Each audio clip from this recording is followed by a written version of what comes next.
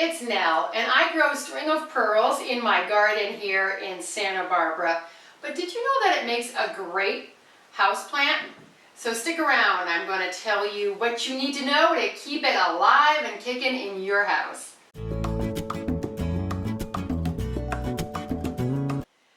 This is one of my favorite succulents. I love it. It also goes by bead plant or string of beads.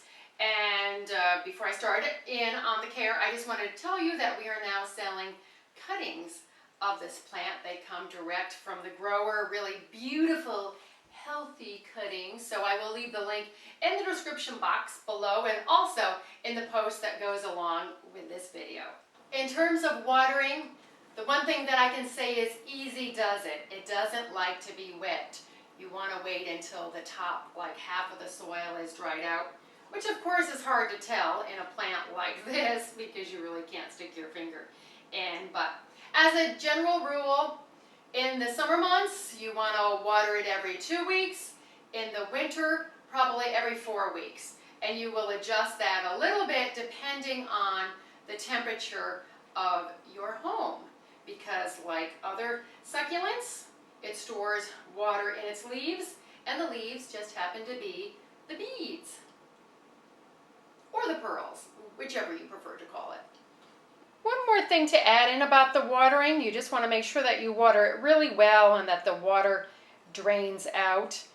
And you want to use a succulent or a cactus mix, a very light mix that will help to amend that drainage. You can also plant it in potting soil, just keep it on the drier side because that holds more moisture than does the succulent and cactus mix.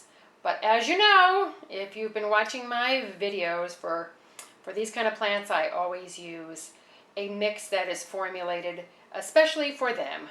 And speaking of temperature, this succulent is like most plants. It likes it warmer in the summer and cooler in the winter. So that's why mine does so well outdoors. Well, mine do, I should say do because I have 3, because it is of course summer now and it's warm, and our winters, the average temperature is probably about 50 degrees, or maybe a little cooler, a little hotter, it just all depends, but that's what it likes, those nice seasonal temperature changes. And because your plant is growing indoors, it will appreciate a little fertilizing. You don't need to overdo it. Once in the spring is fine. You can use a balanced houseplant fertilizer like Organics RX. I will leave the link to that below. I just give mine worm castings every spring. You could also use worm castings indoors. It's just a little hard to get it into the pot. You can make a tea out of it.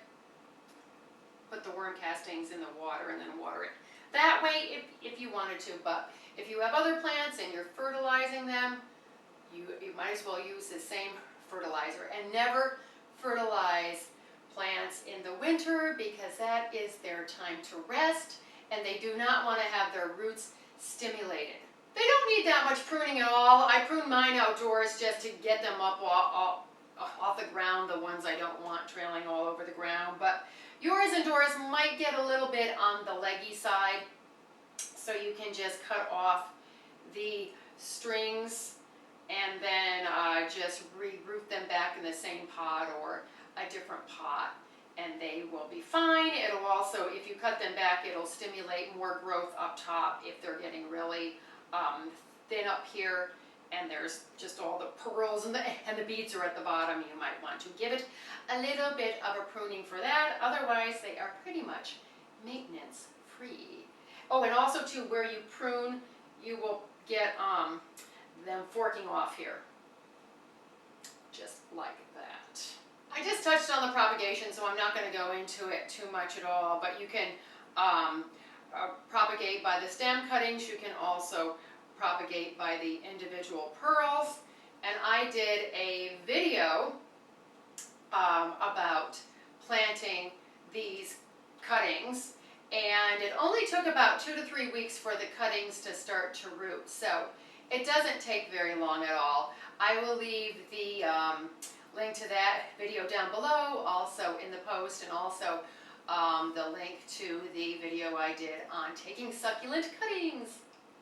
They do flower, but the flowers are small and white and very insignificant. Mine flower outdoors, but it's very sporadic.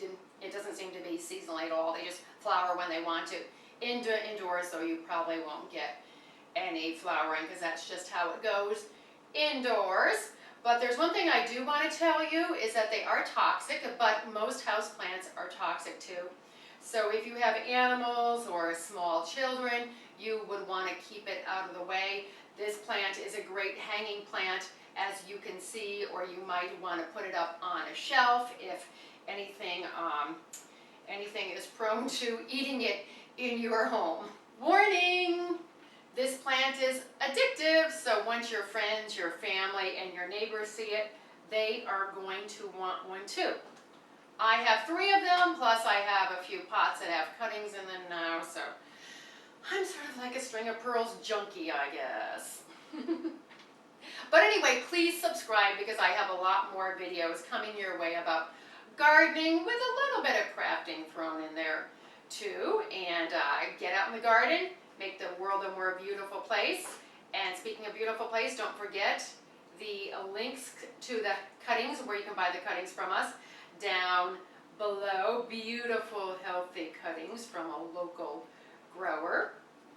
And as always, I thank you so much for watching. Bye. There's Oscar, who loves to chew on plants, but he's not paying too much attention to this. He just kind of pokes at it and then turns his head the other way. So I know that he's not interested in eating this plant, unlike others.